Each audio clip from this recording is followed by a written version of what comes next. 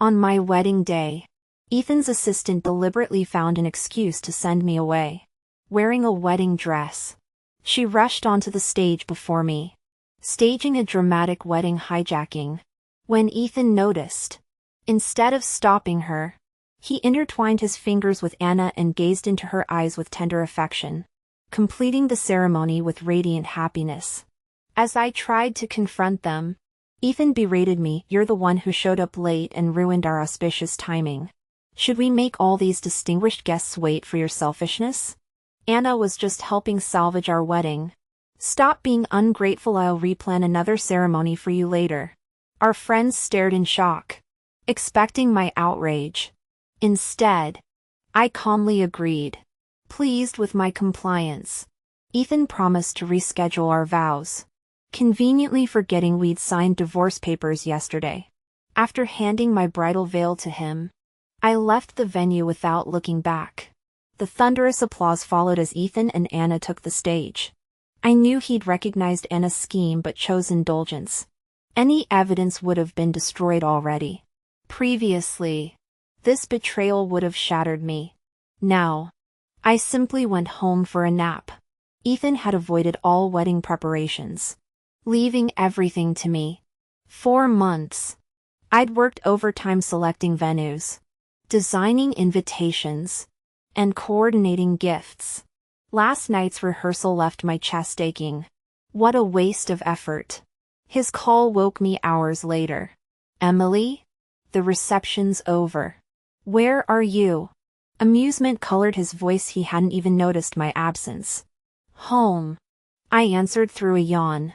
"Still sulking about the ceremony?" He patronized. "This was your fault.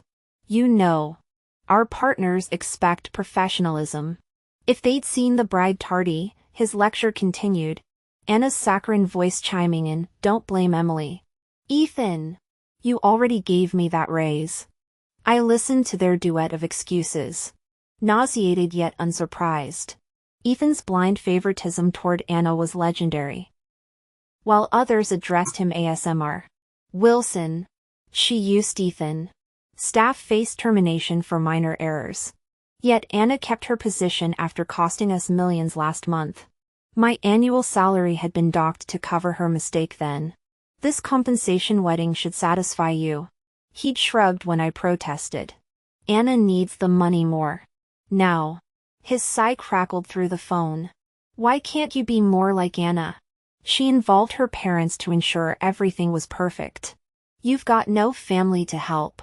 But must you always run from problems?" Silence stretched as I marveled at his audacity. The man who'd replaced my parents' photos with stock images in our wedding montage complained about family support. The CEO who'd publicly blamed me for his mistress's accounting fraud questioned my professionalism. "Ethan," I finally said, "keep the compensation wedding. I'll take the signed divorce papers instead." The dial tone hummed before he could respond. Outside my window, sunset painted the sky in liberation hues. No more rehearsals. No more veils. No more waiting for a groom who'd always been emotionally absent. Somewhere, a champagne cork popped for Ethan and Anna's new beginning. Here, I poured green tea, toasting to endings. The sharp, cleansing bitterness suited me far better than wedding cake ever had. Hearing him mention my parents, I couldn't help but scoff. When Ethan was a child trapped alone in a house fire, my father rushed into the flames to save him, sustaining fatal burns. My mother passed away soon after from grief. The night she died, Ethan held my trembling shoulders and vowed repeatedly never to leave me. Yet 8 years later, my parents' sacrifice had somehow become ammunition to compare me unfavorably to Anna. In the past, this would have sparked a tearful confrontation. But after witnessing Ethan's endless parade of absurd gestures for Anna, I felt an unexpected calm. "You're right," I murmured. I was wrong. My composure seemed to disarm him. "Everyone makes mistakes." He softened. "Just apologize to Anna and compensate her with." "You misunderstand," I interrupted evenly. "My mistake was seeking you out. Marrying you impulsively. And letting my father rescue an ungrateful wretch like you. Ethan's voice turned arctic. Emily. Explain yourself. For once. I didn't scramble to placate him. Ethan. Let's divorce. The silence crackled. Are you joking? He finally snapped. You'd throw away our marriage over one argument? I'd anticipated relief hadn't I heard him murmur Anna's name in his sleep last week? But his tone shifted unexpectedly. I know you're upset. We've built too much together to quit now. Take a month's leave while I handle this business trip. We'll talk later. The line died mid-protest. In the disconnected moment, I caught Ethan's muffled explanation to Anna, messy asset divisions, the truth crystallized he feared losing wealth. Not me. Cold laughter escaped me. He'd entrusted Anna with trade secrets yet suspected me of ulterior motives. No matter. My lawyer drafted divorce papers within hours. My voluntary forfeiture of assets streamlining the process. The HR manager balked at my resignation. The Wilsons are honeymooning.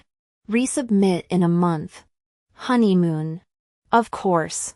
I'd known his business trip was fiction. No CEO schedules critical meetings during wedding publicity storms. Process it now. I insisted. I'll assume responsibility. Our employment contract had expired 2 years ago. He'd never bothered renewing it. Too preoccupied with Anna. Now this negligence became my liberation. Dialing an old friend. I accepted her long-standing offer. Her startup needed technical expertise, the same skills that built Ethan's company from a shared cubicle to corporate towers. How ironic that the fire which forged our partnership now reduced it to ashes. I poured my heart into the company like it was my own child. Even though Ethan never gave me a single share. Looking back now, I realize how little I valued myself.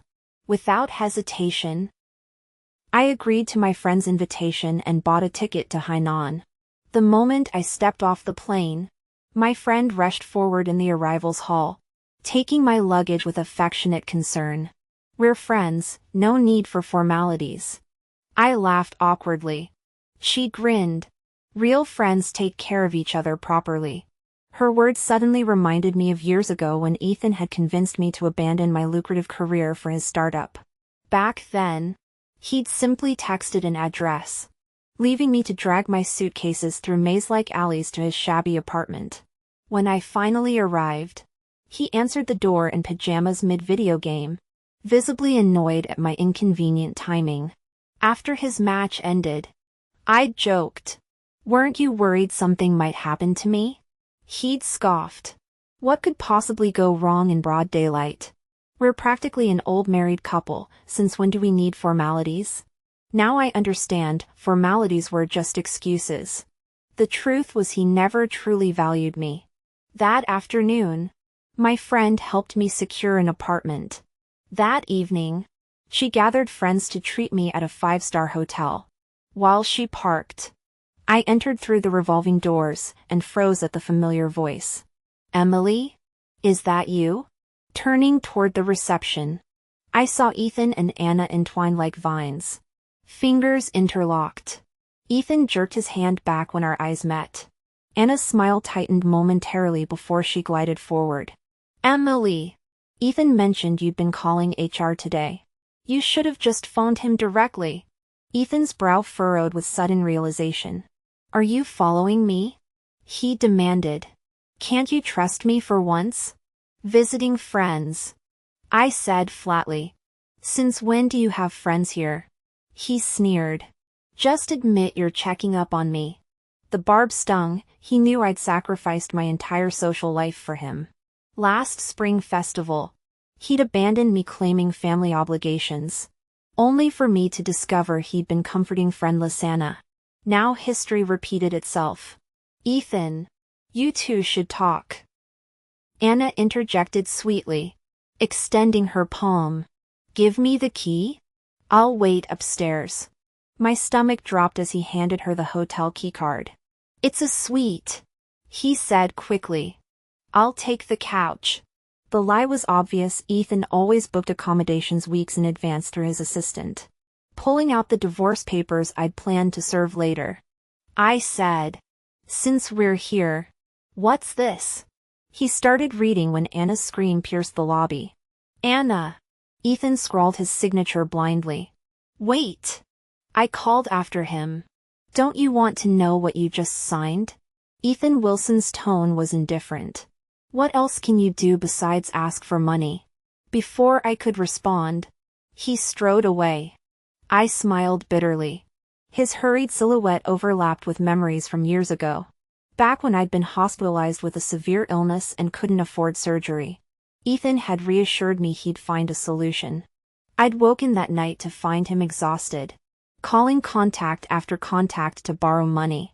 In that moment, I'd vowed never to fail him. Our company eventually thrived. Yet the wealthier we became, the wider the chasm grew between us. I tucked the divorce papers deeper into my bag. 30 more days until the mandatory cooling-off period ended. And we'd be strangers. The elevator opened to private dining room laughter. Friends already toasted my arrival.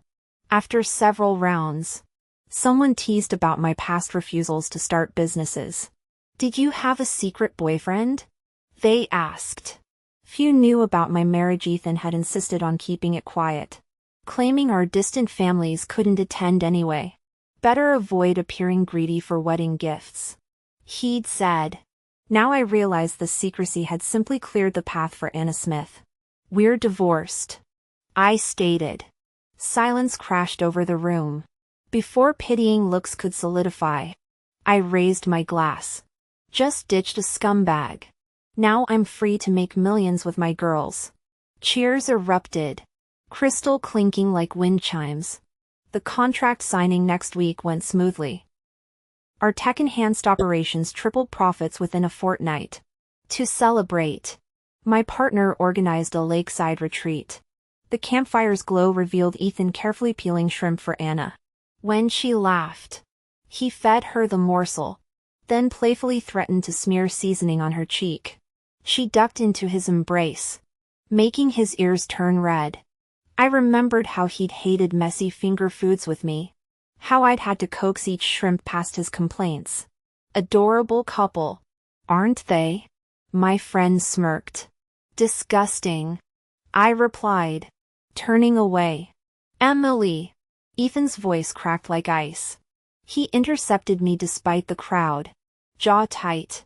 Are you deaf? I called you. I faced him calmly. What do you want? His anger faltered at my detachment.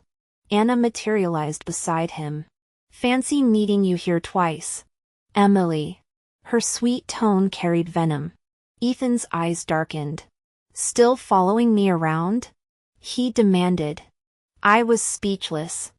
I wasn't following you. It's just a coincidence. Heh. Once is coincidence. Twice is two. Don't expect me to believe that. And if you weren't stalking us, why did you panic and run earlier?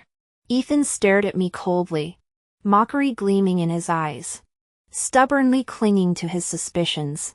Anna piped up tearfully beside him. Ethan, please don't fight with Emily anymore. Maybe I should go back and let her stay with you. Honestly, I wanted her to accompany you on this business trip from the start. People might get the wrong idea if we're together. Ethan's expression had been wavering, but at her words, his resolve hardened. What wrong idea? We're here on legitimate business. Only petty minds would speculate.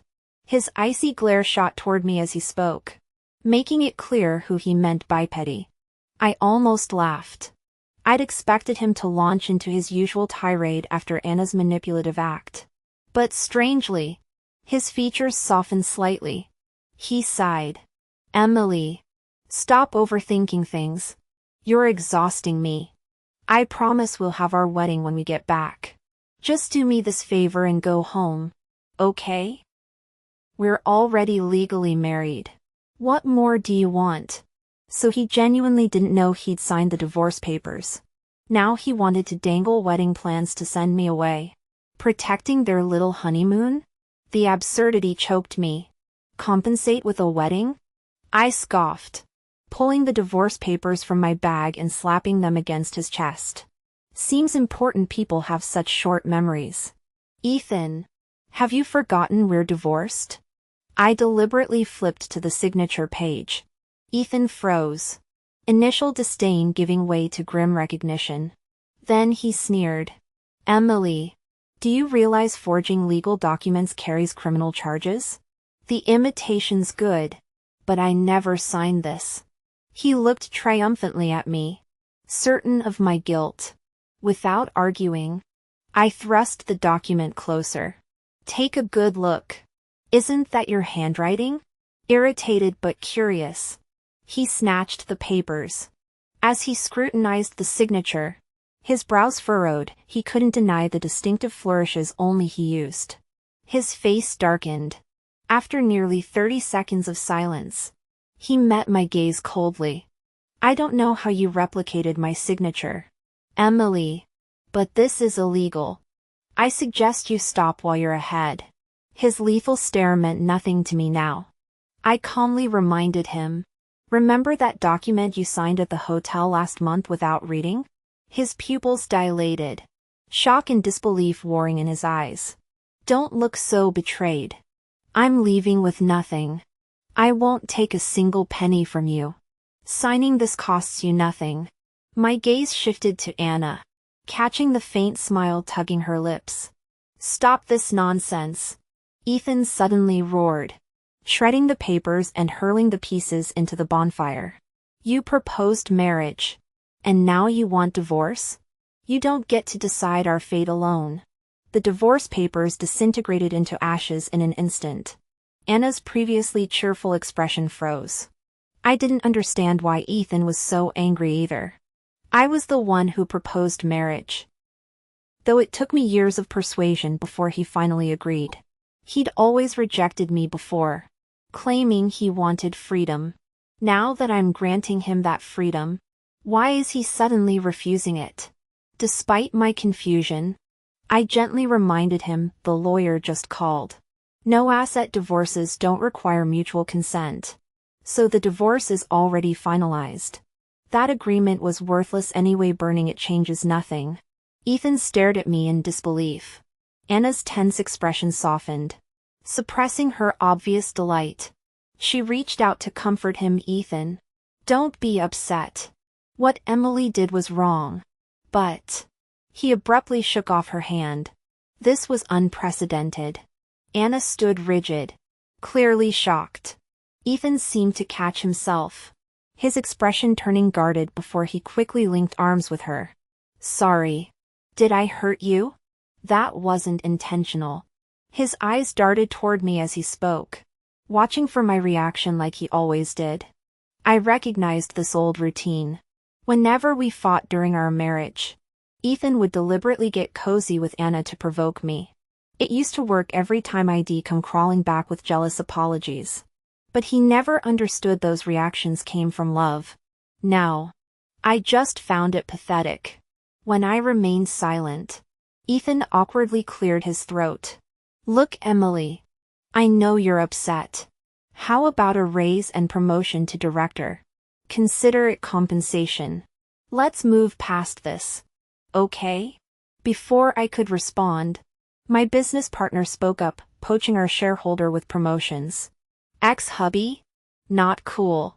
She smirked at my stunned ex. Oh, didn't you know? Emily's our company's newest investor. Ethan paled. What shareholder? My friend continued, ignoring his shock. So this is the famous ex-wife you kept choosing over our partnership offers? Frankly, I expected more. Thank God you finally ditched this clown show to start our venture. I can't imagine what fresh hell you endured working under him. I bit back a smile at her theatrics. She'd clearly pieced everything together from our earlier conversation. Ethan's face flushed with rage. You started a competing business? Our employment contract expired 3 years ago. I cut in calmly. We never renewed it. If anything, keeping me on without contract was your labor law violation. The truth stung. I'd brought up contract renewal countless times. But Ethan kept postponing it until I stopped asking. His negligence became my liberation. Ethan's jaw clenched, frustration rendering him speechless. I saved him the trouble. We're done here. It's over, Ethan. Without waiting for response, I turned and left. Behind me, Anna's soft consolation and Ethan's sputtered protests faded into white noise. For the first time in years, the sound brought me peace. Now you can embrace the freedom you've been longing for. Without waiting for his response, I grabbed my friend's hand and walked away. After a few steps, I heard Ethan's furious shout behind me. Emily, you'll regret this. Regret was the last thing on my mind. The following months found me happily buried in work at my friend's company. Our projects flourished, expanding our operations until we became industry leaders within 6 months. My substantial earnings combined with previous savings allowed me to purchase a house in Hainan outright. When New Year's Eve arrived, friends invited me to join their holiday trip. I declined, preferring cozy solitude over chilly adventures. Curled on my new sofa that evening, I scrolled through my phone while the Spring Festival Gala played in the background. Fireworks crackled outside, their festive explosions mingling with the apartment's stillness, a contradiction I found surprisingly comfortable. This seasonal loneliness wasn't new. Even during my years living with Ethan, holidays usually meant him abandoning me visiting family, partying with friends, or that memorable time he went to movies with Anna. He justified that outing by claiming Anna felt lonely being away from home, insisting I'd grown accustomed to solitude. He never acknowledged that his constant prioritization of others created that isolation. My scrolling paused at Anna's new social media post tagging me. The photo showed her laughing in Ethan's arms against a backdrop of fireworks. Captioned, "Who needs the past when better companions spark joy?" The petty dig barely registered. I calmly tapped like before lounging deeper into my sofa. How fortunate for them, unlike me, merely relaxing in my fully paid coastal home. Rumor had it Ethan's company recently faced financial troubles requiring property auctions. While I'd never warmed to Anna, responding to her provocation with subtle sarcasm proved unexpectedly satisfying. Her post vanished within minutes. When I messaged why delete, I wanted to share my house photos. The red exclamation mark appeared instantly. She blocked me. Mid-eye roll. My doorbell interrupted. Expecting takeout, I shuffled to the entrance only to confront a massive bouquet. Before I could react, familiar voices chimed, "Great neighborhood. But this place needs life. Good thing we brought decorations." My friend and supposedly vacationing colleague stood grinning with grocery bags and armfuls of flowers. "How, weren't you all traveling?"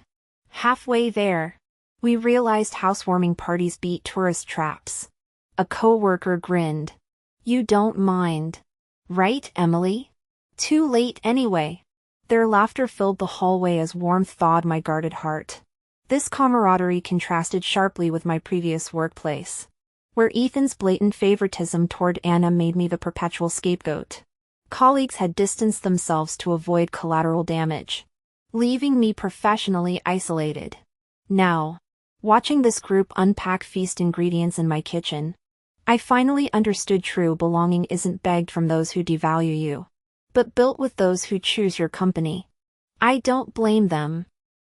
Self-preservation is human nature. But I know clearly this year, while I lost love, I gained abundant friendship. That night, we gathered around the hot pot. After several rounds of drinks, my friend accidentally fell and injured her leg while going downstairs. I rushed her to the hospital. While waiting at the pharmacy counter, I heard a familiar voice from the stairwell. "Ethan, how dare you make me get rid of the baby? This isn't just my child, it's yours too." It was Anna's voice.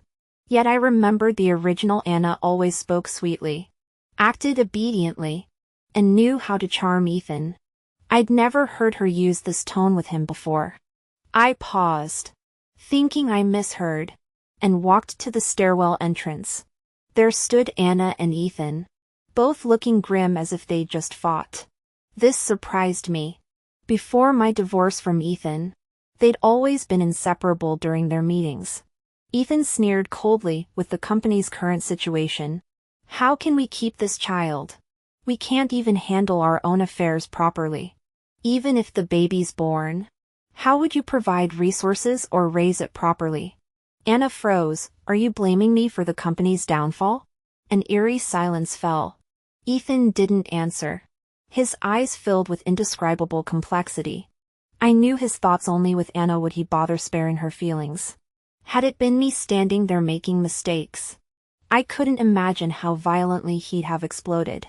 Anna wasn't done. She suddenly scoffed. Ethan, maybe look inward for once instead of blaming others. If you'd handed the company to me earlier, none of this would have happened. The unjust accusation made Ethan turn livid. Pointing at her, he roared, your mistakes already cost the company nearly $100 million. I overruled everyone just to let you resign without compensation. Do you know the pressure I endured? Anna grew agitated too. You're bringing that up again? The company's yours. Those old fossils were the problem. You should have fired them like you did Emily. Why make me leave because of them? Smack! Ethan suddenly slapped her across the face. The abrupt violence startled even me. Anna turned her face away, sneering, I knew you still can't forget Emily. Are you really aborting our baby for practical reasons? Or because you want to reconcile with her? Don't think I don't know your schemes. She stormed off. I'd already returned to the lobby, finding it vaguely repulsive to hear my name in their mess. But none of this concerned me anymore. They'd chosen their path. After getting the medicine, I took my friend home before returning to my apartment. My rooms were tidy. As I prepared to rest, my phone rang. Ethan calling. After brief consideration, I decisively hung up. We'd become strangers after the divorce. With him still involved with Anna, maintaining distance was crucial. Thinking it was over, I received a large bank transfer 2 minutes later from an unknown account. But I could guess the sender. Puzzled, realization soon dawned. Early in our relationship, Ethan and I had broken up over Anna. After a month's silence, he'd sent me money as compensation. I'd returned it, and we reconciled. Was he trying to compensate me again? But he seemed to forget such gestures meant nothing to the wounded. The money was just to ease his conscience. Without hesitation, I transferred the amount back. But the transaction immediately failed. Ethan had already deactivated the account. As I pondered how to resolve this, a friend messaged me. After chatting for a while, it grew late and the matter slipped my mind. After the Lunar New Year, our company had expanded significantly. However, an unexpected incident occurred on the first workday. A crowd had gathered at the entrance, engaged in heated arguments. What's going on? I approached curiously. Employees parted to reveal several police officers flanked by Anna and Ethan. Ethan avoided eye contact when he saw me. Are you Emily? An officer displayed his badge. You've been accused of corporate espionage and embezzlement. Please cooperate with our investigation. He showed me a transaction record. Is this your account? The amount matched what Ethan had transferred weeks earlier. The realization of his scheme hit me belatedly. Emily, how could you? Anna snapped coldly. Ethan was your employer who treated you well. No wonder you resigned so abruptly. You planned this all along. Stealing company funds and confidential files while living lavishly? Ignoring her, I locked eyes with Ethan until he looked away. This staged confrontation didn't surprise me. I'd have been shocked if you weren't involved. Why stay silent? Anna turned triumphantly to the officers. She's clearly guilty. Arrest her now. Colleagues whispered nervously. Knowing this required immediate resolution, I explained. The money came from an unknown account. I already returned it. It's no longer in my possession. Glancing at Ethan, who remained tight-lipped, Anna produced a bank card with theatrical flair. But police intercepted this yesterday, registered in your name. You claim to have mailed it back? The return address leads straight to your office. The trap became clear, they'd orchestrated every detail. My friend arrived and listened intently, expecting concern about company reputation. I began suggesting handling this alone. She cut me off firmly. I trust Emily completely. We'll face this together. But if this proves false, you'll apologize and compensate our company. Anna faltered at this unexpected solidarity. Don't involve others, I urged my friend. Your company. She glared. I brought you here. If even I won't stand by you, what kind of friend am I? We're doing this together. As officers prepared to escort us, Ethan suddenly blurted, "She's innocent. I sent that money." The room froze. Anna yanked his arm. "Ethan! What nonsense!" She hurriedly smiled at the police before accusing him. "I know Emily was your ex-wife. And you still have feelings for her. But this isn't trivial." Ethan stared at her with a coldness I'd never witnessed before. "I have evidence," he enunciated. "Proof that you stole my phone to set me up. Documentation of your embezzlement while framing others. All here." The sudden reversal caused audible murmurs. My friend glanced at me in confusion. I blinked, momentarily disoriented by Ethan's transformation. Distant memories surfaced us as struggling teenagers when he'd once defended me against shoplifting accusations at a grocery store. The details faded with time, but that rare moment of trust lingered. Now he methodically presented bank records and digital trails. Anna squirmed, sputtering denials until officers escorted her to the squad car. We stayed to give statements. Later, we learned her financial crimes carried heavy penalties. Cooperation could reduce Ethan's sentence as an accomplice. An officer mentioned offhand, "Will you help him?" My friend asked warily as we exited the police station. I grinned. "What do you think?" Her eyes widened before she mirrored my smile. I gazed upward. Steel gray clouds hung motionless, yet sunlight warmed my face. My personal sky had cleared long ago.